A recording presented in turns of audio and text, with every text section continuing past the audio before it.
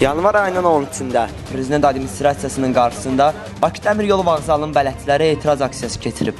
Aksiyaya səbəb yeni vaqonların gəlməsi və kişi bələdçilərinin işdən çıxarılmasında olub. Onlar bəyan ediblər ki, vağzala yeni qatarlar gətirilib.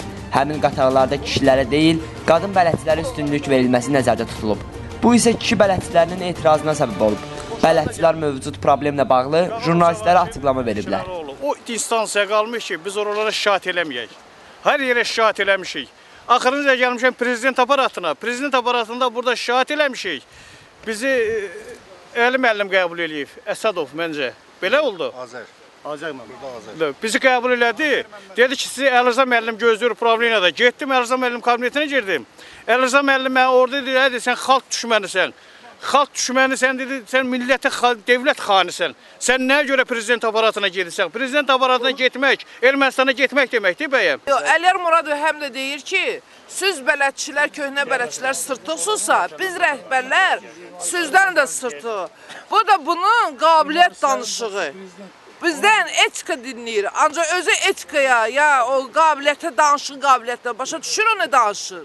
Deyir ki, siz bələdçilər, köhnə bələdçilər sırtıqsınızsa, biz sizdən də sırtığı. Bu nədir? Əliyar Muradovdan nə gözləmək olar? Nə pulumuzu verirlər, nə bir şeyimizi verirlər, nə evimizi verirlər. Ev uçutundayam. 90-cı illərdə mən vaqon qəzada qutarmışam. Nə verib? 2500 yazıb o pulu da görməmişəm. 17 dən vaqon Kislovodski yolunda partlayışda qutarmışam. Birinci bizim məvacibimizi, əmək haqqımızı bazar qiymətinə uyğunlaşdırsınlar.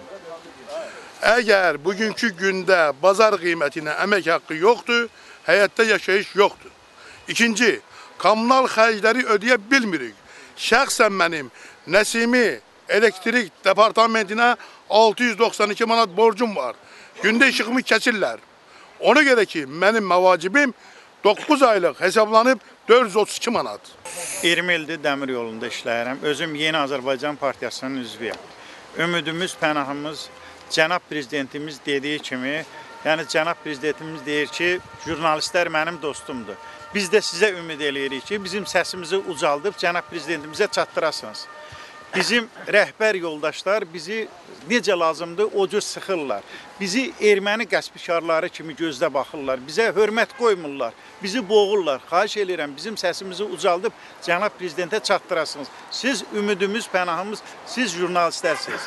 Bunların əsas bir belə bələdçilərin fikri, amalı odur ki, bu çağa qədər biz ev eşiyimizi satıb köhnə vaqonları remont elətdirmişik, təmir elətdirmişik. Bu bizim rəhbərlərimizin başını uca eləmişik. İndi bunlar deyirlər ki, biz təzə vaqonlar almışıq. Əks yalan deyirlər.